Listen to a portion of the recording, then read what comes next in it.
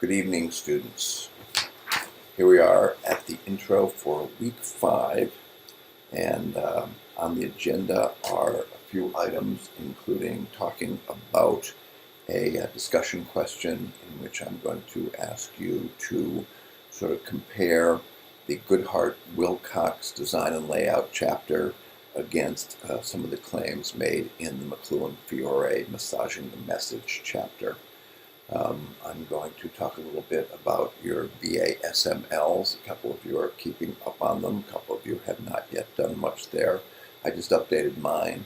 And so in order to do justice to the end of the semester assignment, when I ask you to sort of report on what you've noticed, if you haven't been keeping track, there's not going to be much there. You've got 2 readings and 1 viewing this week. One of the readings is pretty simple, and the other one is probably the most challenging reading that you'll have, and so I'm going to talk a little bit about the challenges involved in that. You will have a quiz on the simpler reading, and then also in this module I've got some tutorials. I've got a couple of InDesign tutorials and a couple of Photoshop tutorials. So first, let me talk about this first discussion assignment, which is Goodhart versus McLuhan.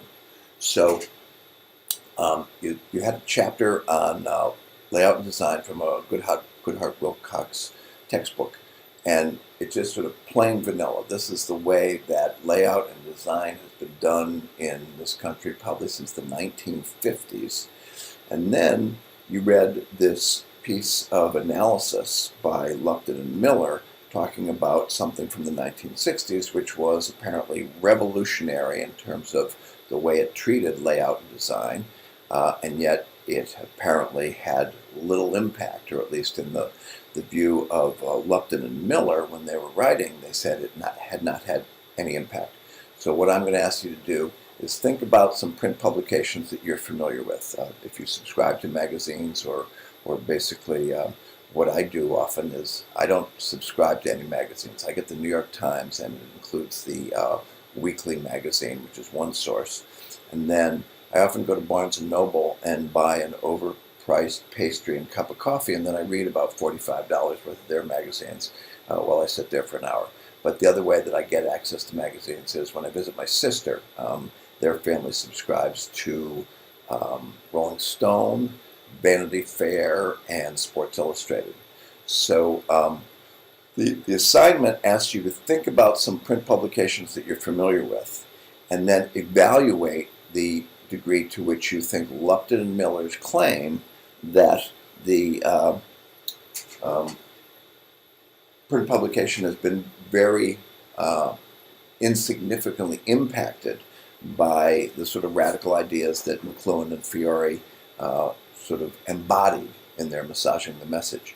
So in my case, if I was looking at the New York Times magazine versus Rolling Stone versus Vanity Fair versus Sports Illustrated, each one of those I would have kind of a slightly different response because they're not equally daring in their layout and design principles.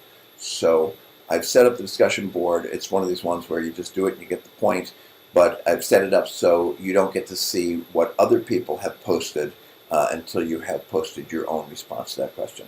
And so it's not right or wrong. I just want to get a sense of what you think in terms of the impact upon print publication of sort of the radical 1960s ideas of McLuhan and Fiore.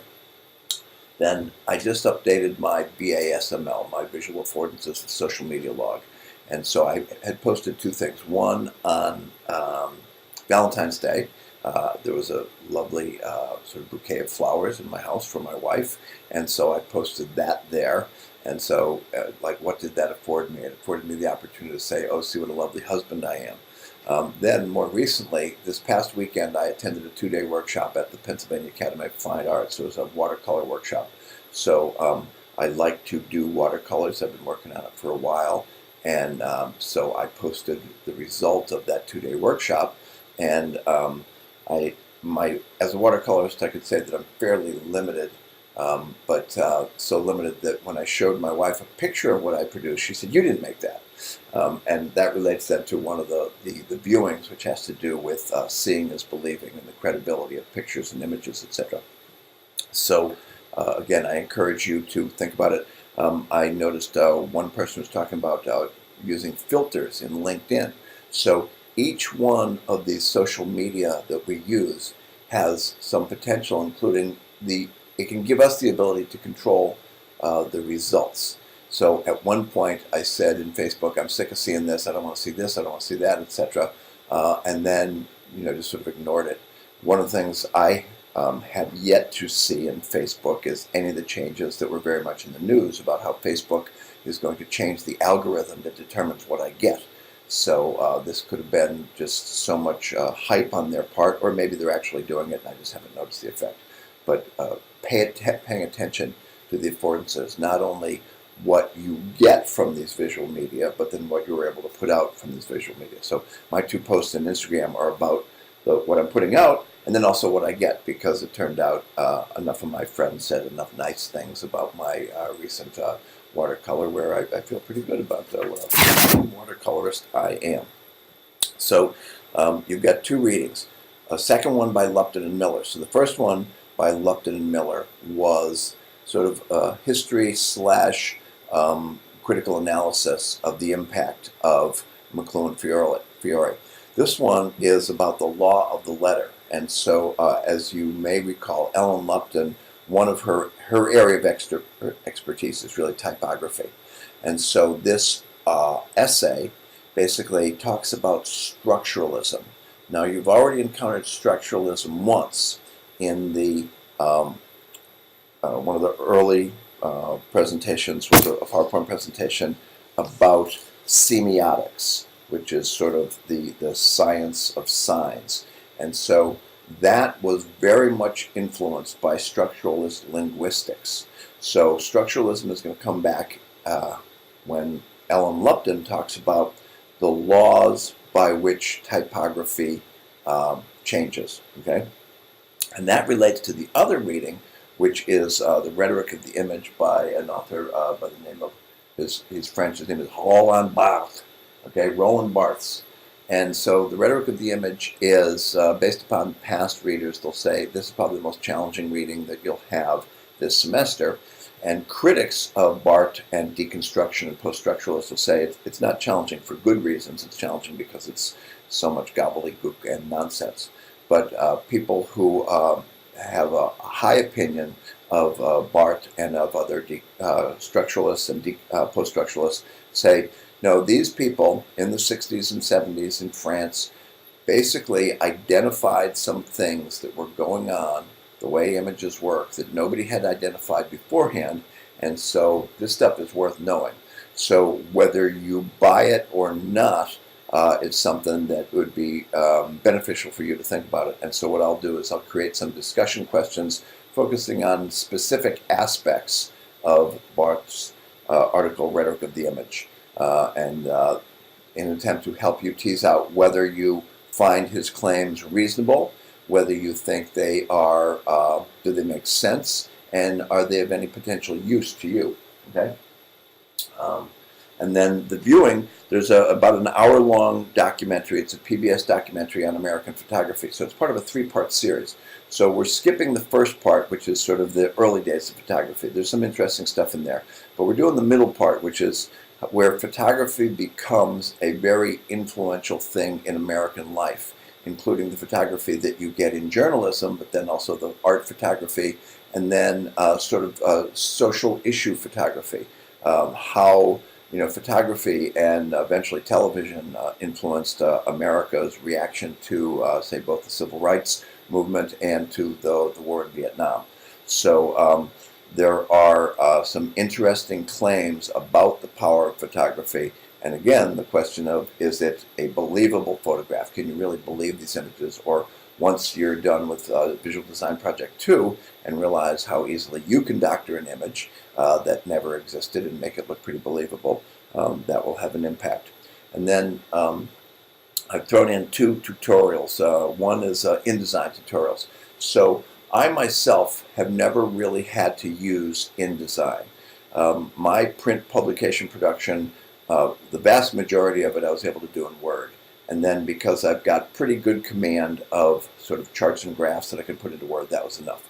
When I wanted something to be visually more appealing, I was using Pages. And Pages, as I've said a couple times before, it's not just a word processor, it's a page processor. But a page processor is not a fully professional page layout program. So InDesign is the premier page layout program.